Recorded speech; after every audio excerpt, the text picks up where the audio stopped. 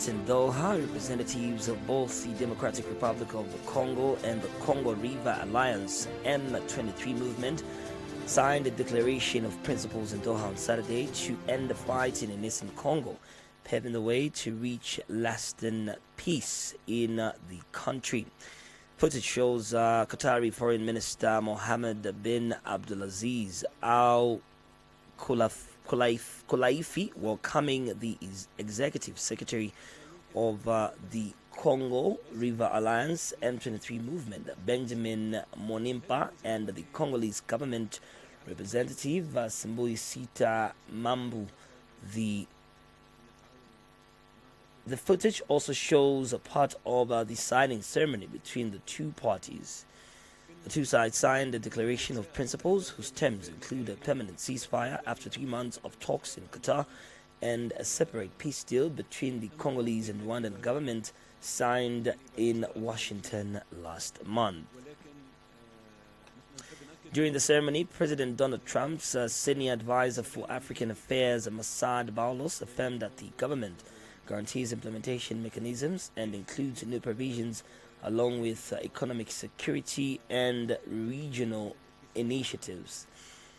Qatari Foreign Minister for his side said that the agreement paves the way for direct negotiations to reach comprehensive peace, addressing the conflict's root causes of the war. This argument, containing multiple clauses, commits both parties to a permanent cessation of violence, confidence-building measures, including prisoners and detainees, exchanges the preparatory steps toward a comprehensive agreement that restores state authority over all territories, he added. For its part, the Qatar News Agency reported that several countries mediated peace efforts, including the United Arab Emirates, the United States, Turkey, Jordan, the Gulf Cooperation Council. The declaration states a deadline of August 8 for commencing peace agreement negotiations, while the final signing of the agreement is set for August 18. Opposition leader Mondlane returns to Mozambique after EU peace talks as election unrest persecution looms. Former presidential candidate and opposition leader Venancio Mondlane returned to Maputo on Monday after a month-long visit to Europe amid ongoing legal challenges and heightened political tensions in Mozambique. Footage shows Mondlane kneeling and posing with the Bible as supporters chant his name at Maputo Airport while police monitor. He is then escorted away by rapid intervention unit vehicles with crowds chasing after him. On my trip to Europe, I met with people from the far left to the extreme right wing of political parties. That's why I said I was going to Portugal, and I went to Europe to bring back a new political debate, about political concepts, Mondlane declared. It would be nice if here in Mozambique we did a palestra or symposium about this. Europe is learning from us, you understand, and that's a source of pride for any African, any Mozambican, he added. A supporter insisted the gathering was non-political, saying, "We are here to receive our engineer, our president. That's it. We don't have anything to say here. There is no violence, nothing like that." Mondlane is expected to appear before the Mozambican Public Prosecutor's Office on Tuesday for questioning of allegations of inciting violence during post-election protests that civil society groups say left around 400 dead. During his European tour, Mondlane visited Portugal and Germany, meeting Portuguese President Marcelo Rebelo de Sousa and Germany's Die Linke Party delegates to discuss Mozambique's human rights issues, despite being excluded from official political dialogue. UAE dispatches record 7,000-ton aid ship and Chivalrous Knight 3 mission. The UAE dispatched its largest aid vessel to date from Abu Dhabi's Khalifa Port Khizad on Monday as part of the Chivalrous Knight 3 humanitarian operation, delivering more than 7,000 tons of urgent food, medical and shelter supplies to support Palestinians in Gaza via Egypt's El Arish port. Footage shows the massive Khalifa ship anchored at port as trucks, footage packages, water tanks and ambulances are loaded beneath banners reading "A gift to our people in Gaza." The 8 ship carries 4,372 tons of food, 1,433 tons of shelter materials, 860 tons of medical items, and 501 tons of health supplies, bringing the U.S. total aid to Gaza to over 77,000 tons. According to the Emirates news agency, on November 5, 2023, UAE President Sheikh Mohammed bin Zayed Al Nahyan ordered the launch of the chivalrous Night 3 humanitarian operation to deliver aid to Gaza as part of broader relief efforts for the Palestinian people. The Hamas-Israel war broke out after the Palestinian group launched an attack on southern Israel on October 7, 2023, killing 1,139 people, mostly civilians, and kidnapping over 200, according to the Israeli side. Israel conducted a military campaign for airstrikes and ground incursions in Gaza, killing 58,895 Palestinians and injuring 140,980 at the time of publication, according to the Palestinian side. Activist Boniface Mwangi arrives in court over terrorism-related allegations following deadly Nairobi protest. Prominent Kenyan activist Boniface Mwangi has criticized the country's government for widespread corruption and failing to deliver meaningful change following his arrest on allegations of inciting terrorism in the June 2025 protest. Footage captured at Kahawa Law Court in Nairobi on Monday shows officials deliberating Mwangi's case as the activist stood in an enclosed dock, pleading not true to the charges.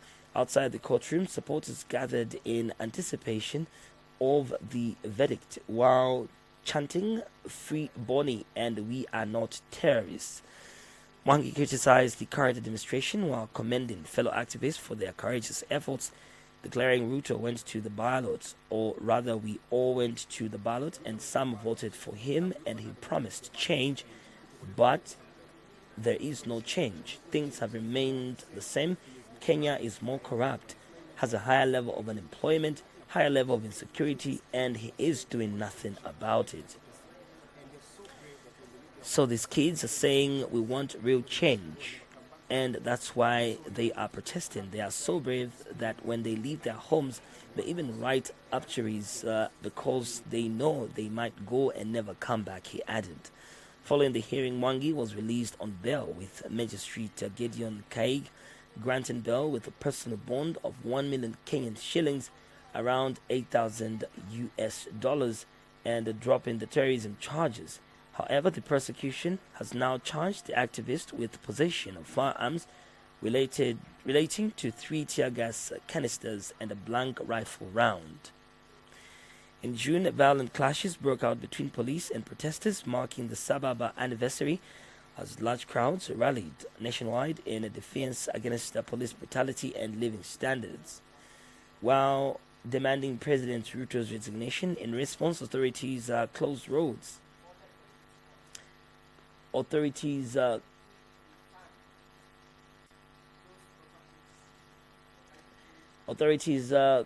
closed roads and deployed tear gas to disperse crowds.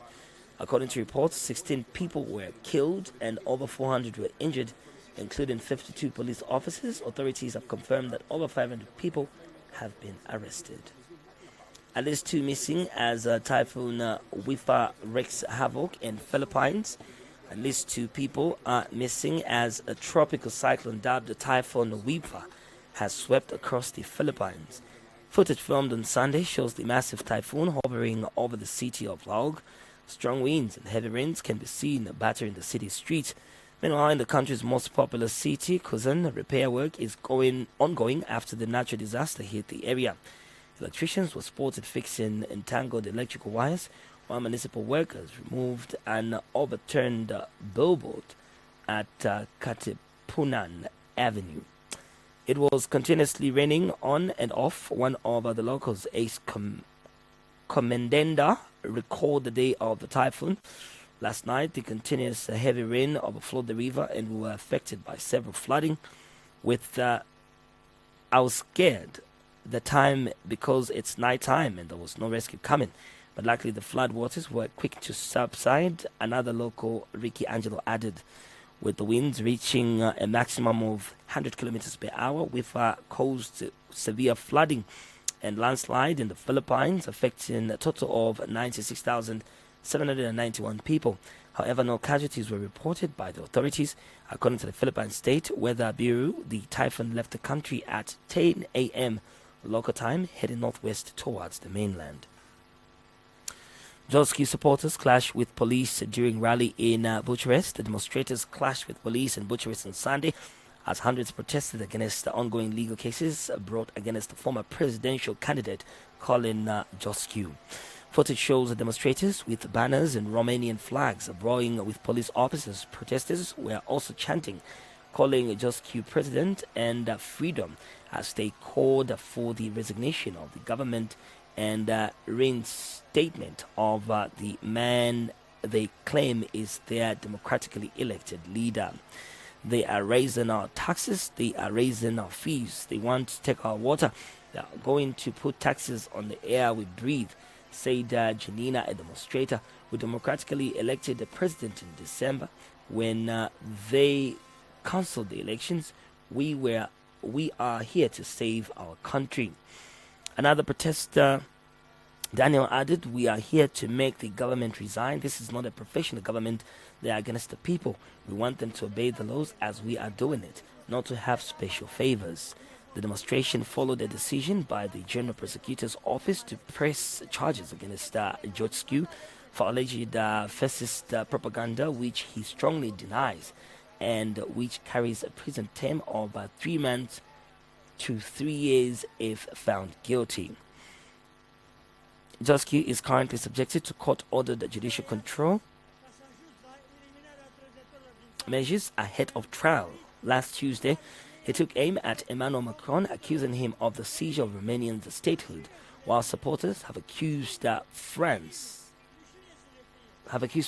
and the EU of being behind the cancellation of the December elections. Joscu was banned from running for the presidency by the Constitutional Court earlier this year after winning the first round in November, which the same court also annulled. George Simeon, who took over as candidate from Joscu and narrowly lost to Nestor Dan, alleged foreign interference by Moldova, France, and others. Telegram boss Pavel Durov even claimed that French intelligence had asked him to silence conservative voices, which France denied. Northwestern India's Ajmer submerged after day and night of relentless rainfall. Over 24 hours of rainfall triggered severe waterlogging and flood-like conditions across northwestern India's cities of Ajmer, with water entering homes and hotels causing widespread disruption. As runoff from the Aravalli mountain range continues to accumulate in the city, several areas remain submerged, prompting ongoing rescue operations. Footage filmed on Sunday shows flooded residential areas with locals wading through waterlogged streets and vehicles steering submerged roads. Anasaga Lake is seen overflowing, with people gathered at the lake's viewpoint. Monesh, a local resident, said, "I'm 57 years old. I've never seen such flooding. Waterlogging never happened in this area before. If all exits are closed, where will the water go?" Another local Govid highlighted infrastructure failures to run the monitors to flush out water. There is no electricity, he added, until the government works on the Anasaga Lake escape tunnel. Ajmer will not see relief. According to locals, the water recedes in a week if it stops raining. On 18th July 2025, exactly 50 years after Ajmer's worst flood in 1975, the city witnessed similar devastation. In just 19 days of July, Ajmer recorded 609 millimeters of rainfall, exceeding its full monsoon average.